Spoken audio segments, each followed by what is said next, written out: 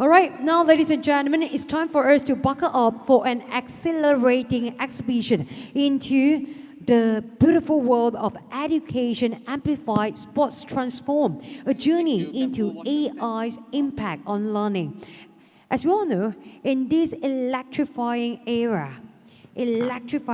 of technology, we not only use AI to find solutions, but also right here, artificial intelligence is revolutionizing not only the way we learn, but also how we perceive sports education. So we hope that you can join us as we unveil how AI's game-changing algorithm and insights are reshaping the learning experience and elevating sports performance. So right here, our panel of experts will navigate the crossroads where academia meets athletes, delving into the limitless possibilities that AI bring to the table. So we hope you are ready for it, and let's welcome our moderator for this session. Ladies and gentlemen, this session would like to have Chritina Ng, the co-founder and GM of ULearning Technology, to moderate the session together with our panelists. The first panelist we have here is Dr. Disiree Yap Wei Li, Director in I-Level S2 Heights. Professor Technologies Dr. Liew, Dean in the Faculty of Information and Communication Technology, University, Tunku Abdul Rahman. Dr. Raveendran Paramesran, Professor in School of IT, Monash, University, Malaysia. So here, I would like to hand over the sessions to our moderator and panelists. All right, so ladies and gentlemen, we hope you are ready for it, and let us get ready to explore how education and sports are converging into an empowering and also a wonderful knowledge, fantastic session. All right, and of course, before we have this panel discussion, I actually ChatGPT this question, like how actually AI involved in sports.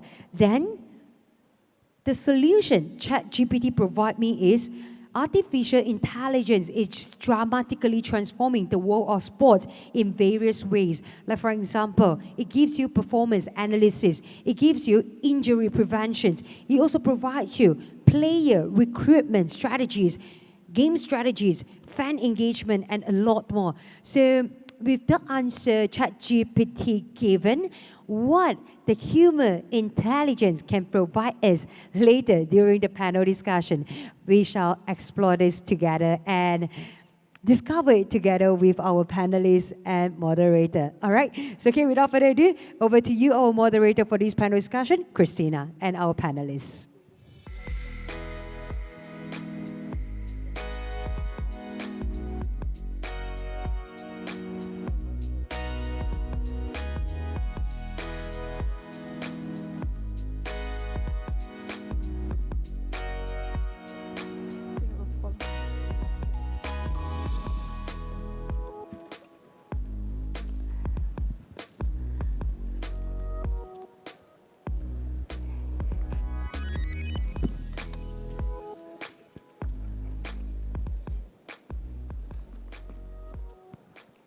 Good afternoon.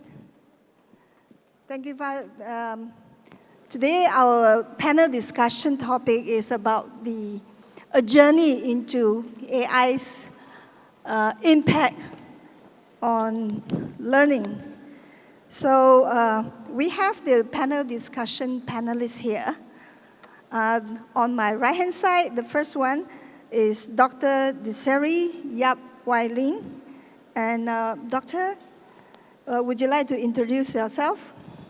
Hi, everyone. Good afternoon. My name is Disiree. So previously, I was with the tertiary education, Inti International University for about 17 years. Then I moved on to open a learning enrichment center called I-Level in Seremban. So it's about 6 years, and we have about more than 200 students. Okay, so I think that's about it. Later we share more. Okay, thank you. The next one will be Professor Dr. Raveendran, the professor from the School of IT, Monash University, Malaysia. Please introduce yourself. Hi, good afternoon. My name is Ravi. I joined University of Malaya in 1986. I started my journey as a lecturer, and I still working I left UM in 2018. Now I'm at Monash in the School of IT. Okay, thank you, Professor Dr. Liew Wei, the Dean of Faculty of ICT of Thank you. UTAR. Thank you, Christina. A very good afternoon to everyone. So my name is Liew Yu. So actually, I've been studying overseas for many years, and I came back to Malaysia in 2003. And since then, I joined UTAR until today. So I have been with UTAR for about 20 years. So currently, I'm serving as the Dean of the Faculty of Information and Communication Technologies. Thank you very much. Okay, thank you very much. We have the IT experts here. So I myself is the co-founder of ULearning International. We are an education technology company.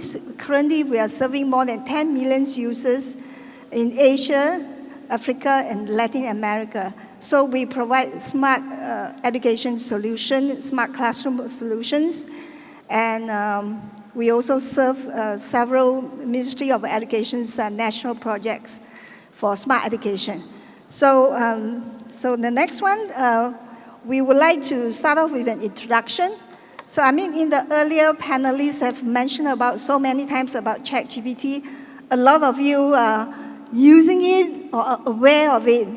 And there's another tool called Midjourney as well.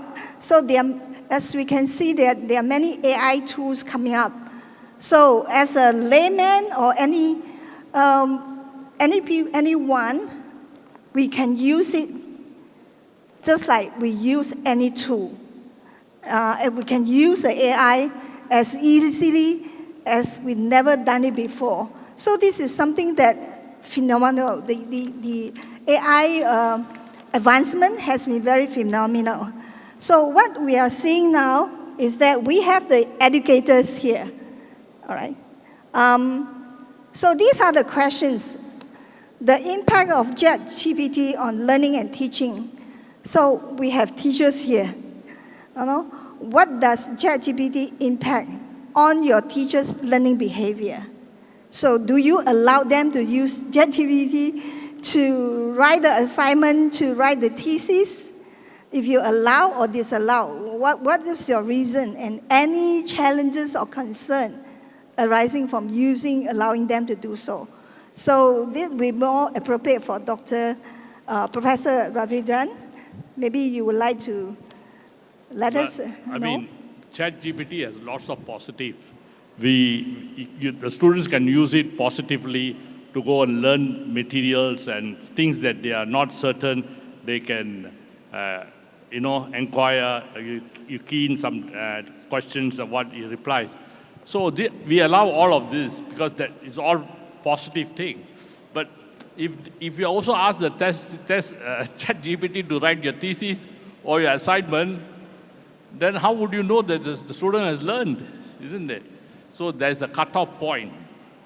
So obviously that we don't allow ChatGPT to write the thesis or the assignment. Oh, I see. So if they have used it, I mean, without your knowing, what do you do? How do you do the marking? I think that is the most difficult question to answer, because nobody is going to cut and paste completely. They also modify, change, and then you take it to the court, you can't even verify it, because not everything is not the same one.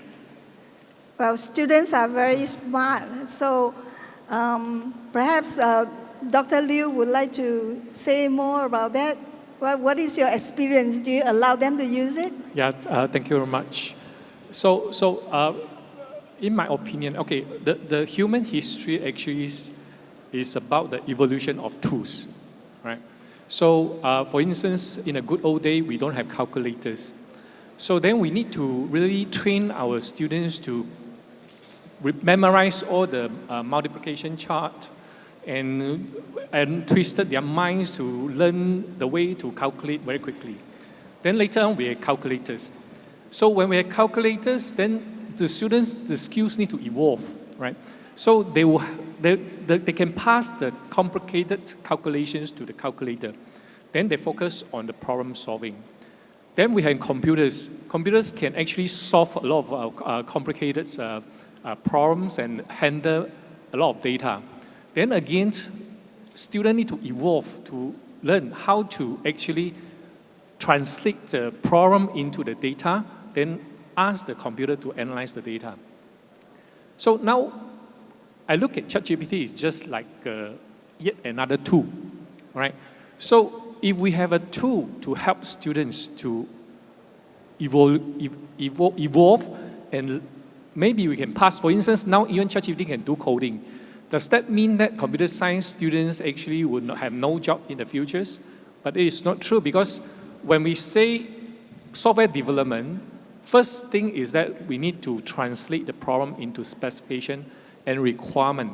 Only then is the coding part. Even the computers can do coding, but still human need to do the translation part.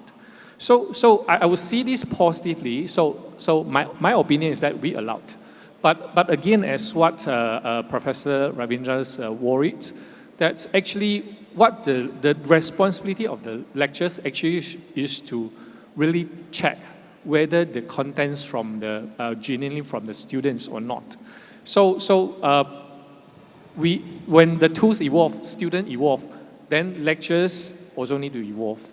That's my point. Thank you. Yeah, I think that's a very good point. So we use it as a tool, and then we master it, and make them to help us to solve complex problems, and then we move forward, right? So in terms of what is the impact on your teaching as a teacher, right? So Dr. Disiree is teaching young students, right? So how does it help you, in teaching?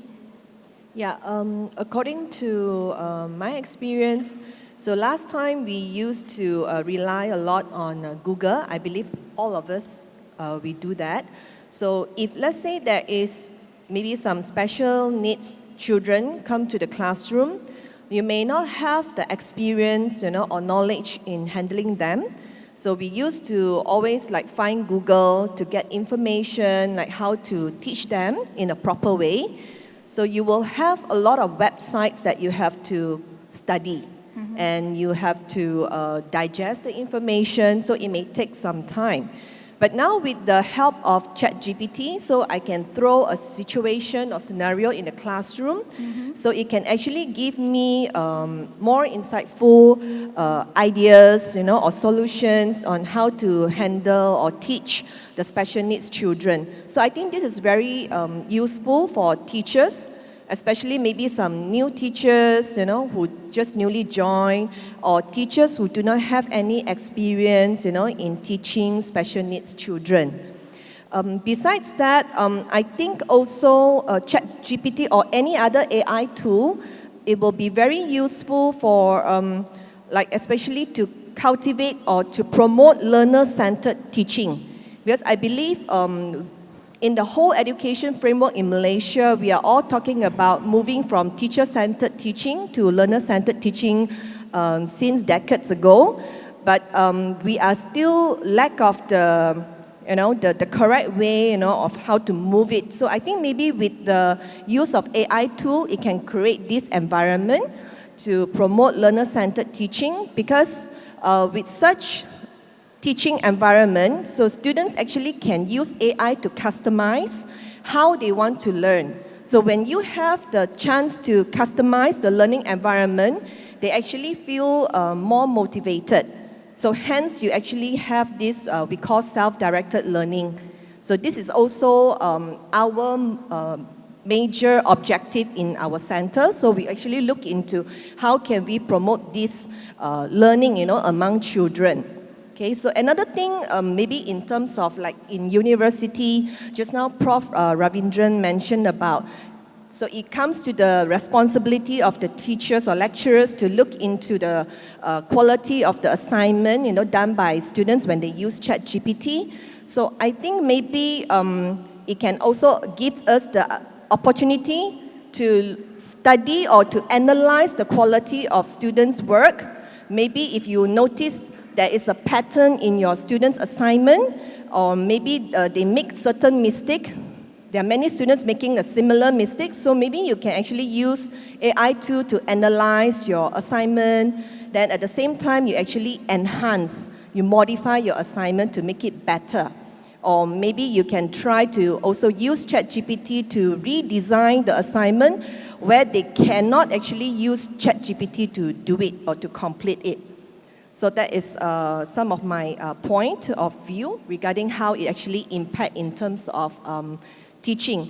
So another thing I would like to add on is, I think, like since many years ago when technology first introduced to education, we all have the same kind of fear like now, whether ChatGPT will replace teachers or not.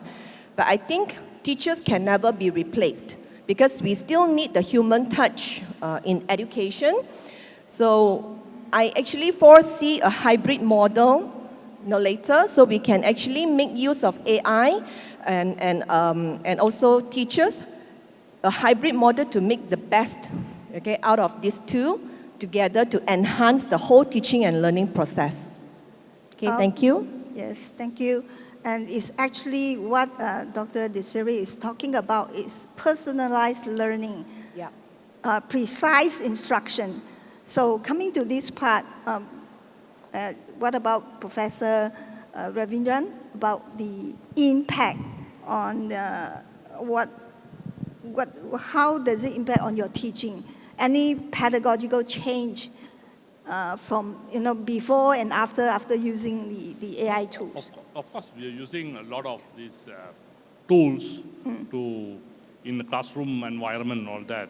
Yes. So I think the issue of ChatGPT or AI tools is not the issue at all. Yeah. All of us embrace, all of us welcome.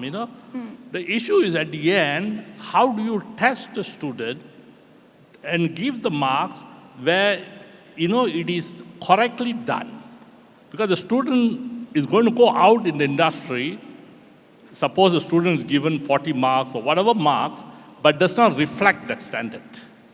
That is the issue.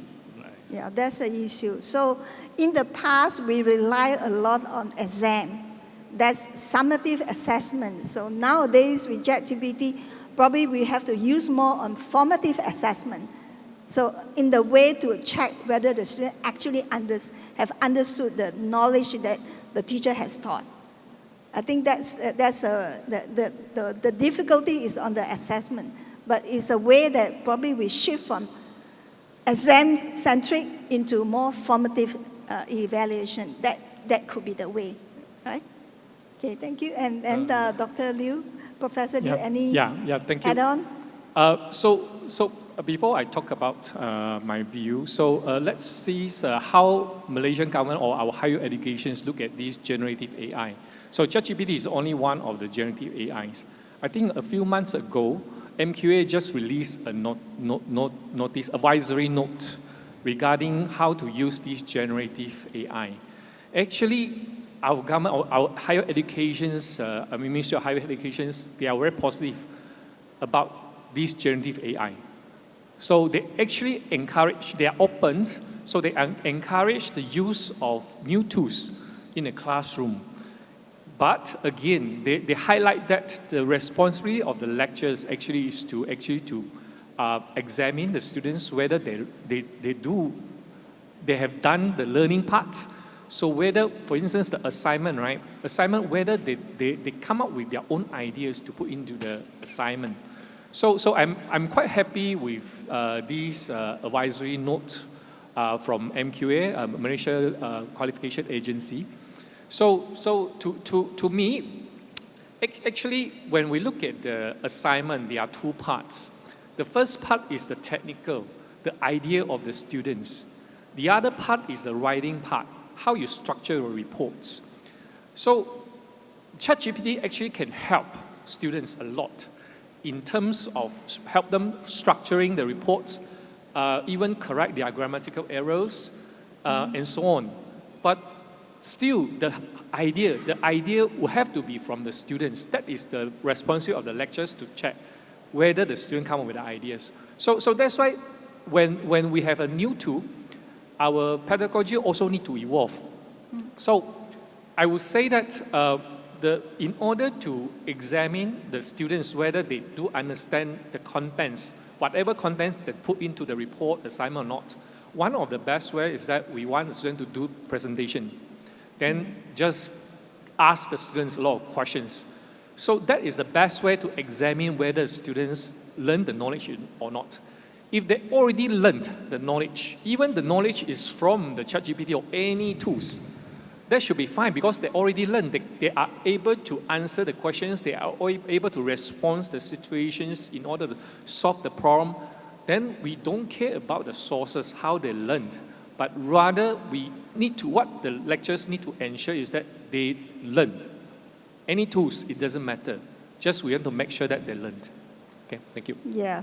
Okay, thank you very much. I think the next question that I would like to ask is about the impact of AI for all industry. I mean, ACCIM members come from many industries or businesses.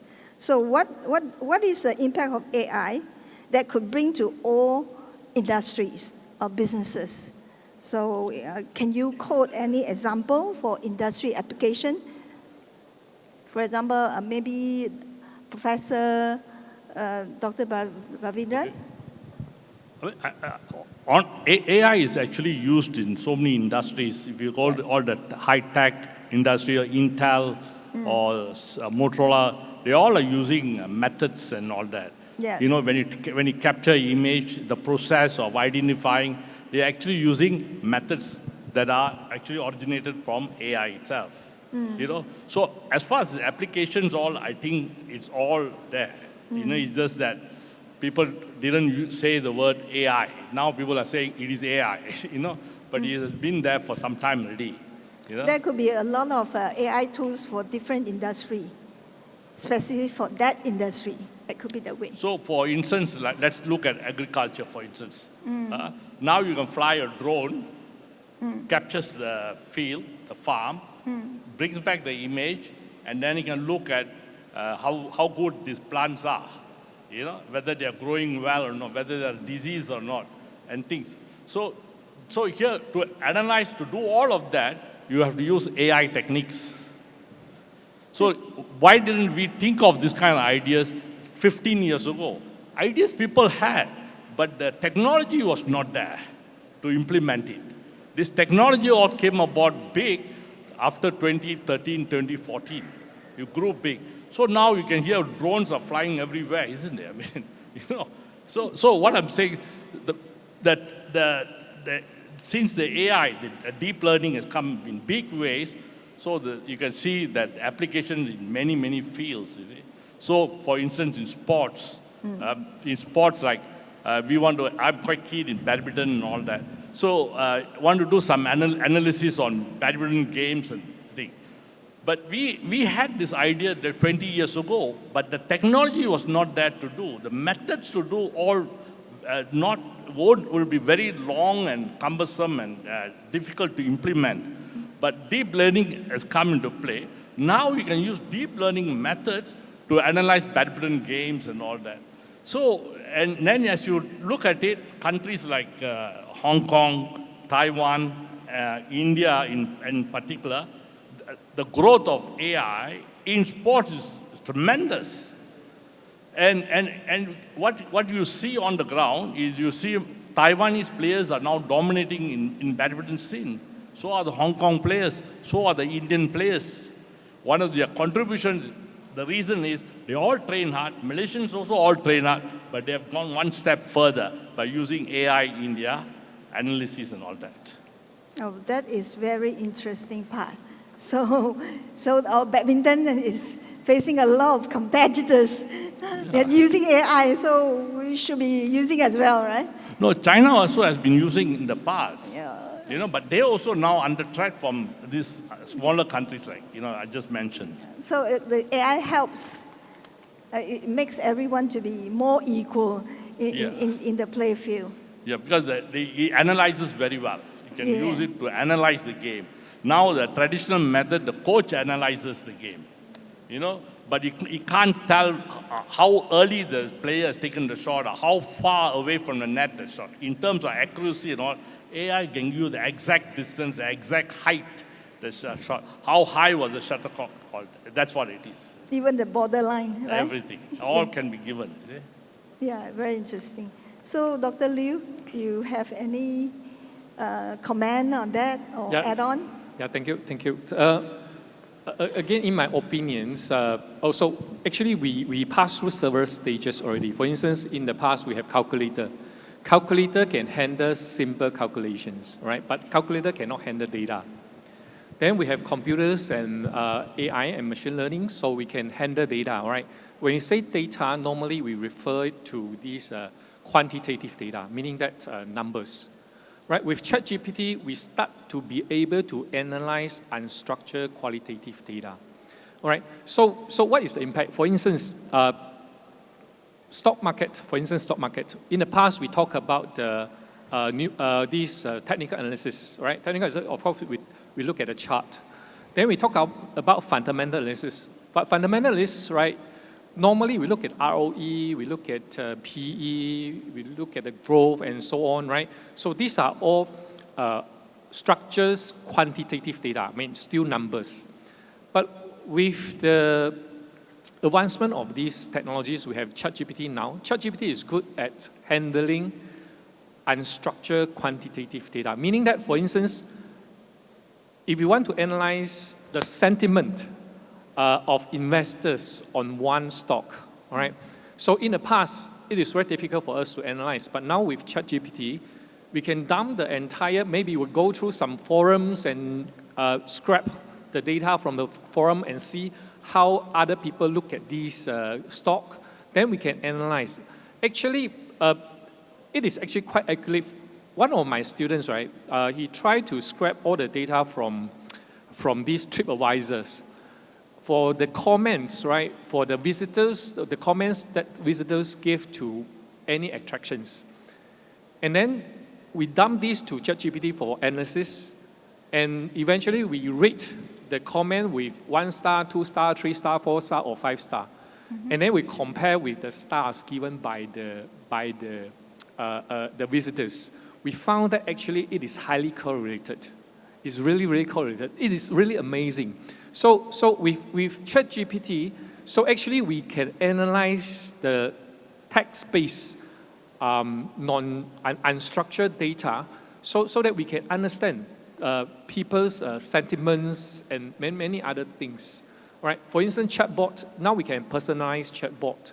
So other than in the past, right, perhaps the chatbot may be able to answer only limited questions.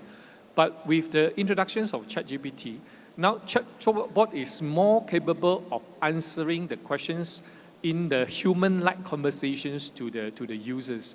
So whatever companies, for instance, those online shopping or anything, if they want to analyze the customer feedback, if they want to analyze, they want to develop some chatbots in order to answer the customers' questions, I think ChatGPT was one of the very big breakthrough in this area.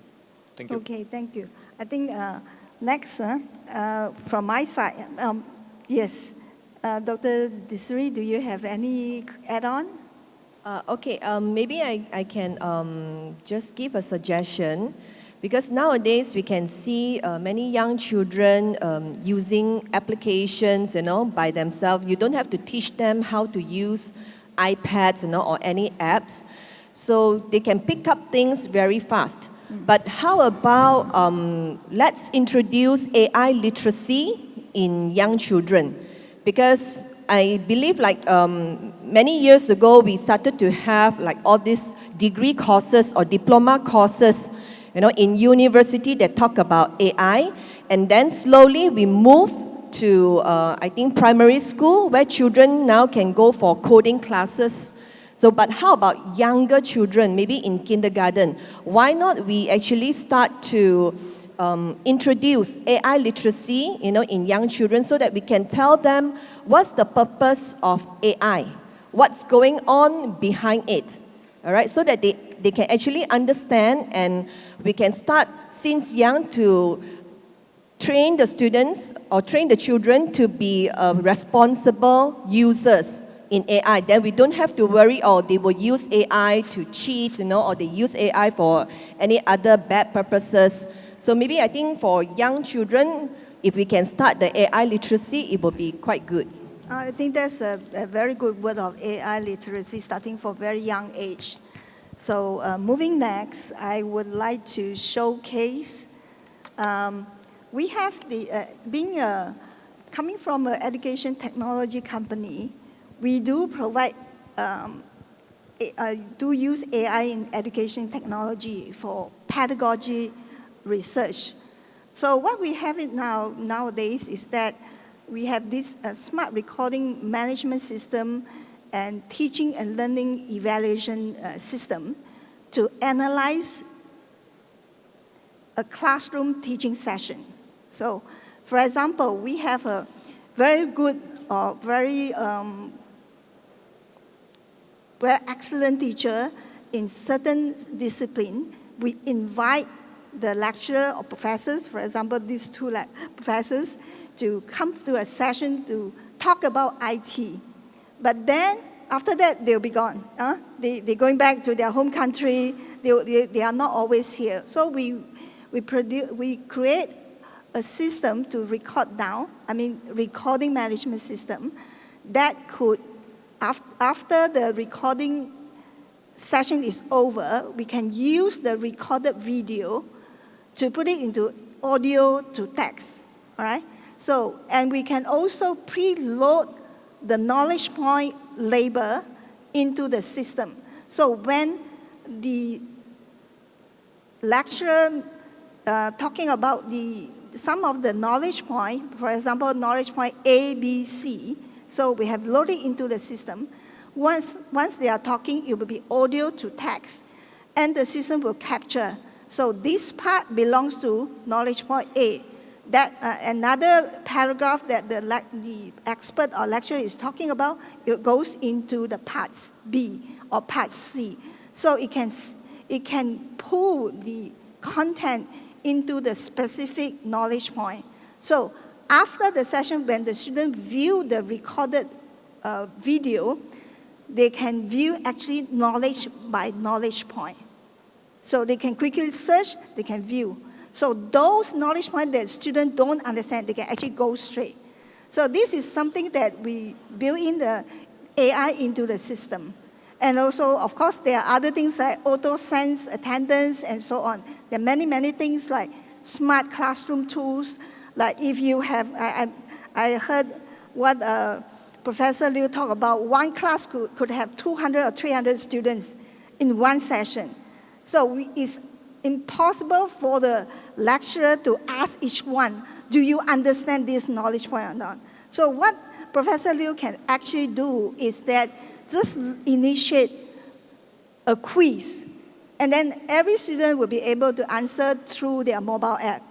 And then instantly, Professor Liew will be able to see that option 1, it covers 3 knowledge points, is the correct answer. Option B is a lack of 1 knowledge point. Option C, lack of another knowledge point. So if the majority of students have answered correctly, then you know that you don't have to, you have no doubt that you can leave the class session very comfortably. Then after that, if they don't understand, let's say the second option is wrong, then Professor Liew will know that this one I should teach again instantly in the class, so that Professor Liew can have a precise instruction on the spot to get the students understood before they leave the session. So this is something that AI can help, right? So, and of course, we have many industry players over here. So if you have any questions, we have the expert here, and we can have, we still got some time, right? No. Ooh. So we don't have enough time for Q&A. So if you have any question, and So the conclusion is that towards AI-human collaboration. So we work together with the AI and we move faster, solving more complex issues and questions, and make the whole world better. Okay, thank you. And then you can contact them if you have any questions. Thank you very much. Thank you. Thank you very much. Thank you. Thank you. Thank you very much once again, ladies and gentlemen. A big round of applause to Professor Technologies, Dr. Liew Thank you, Ladies Dr. first. Ng Raveendran. And also thank you, Dr. Disiree. Thank you, Chritina, for joining us on stage. Thank you.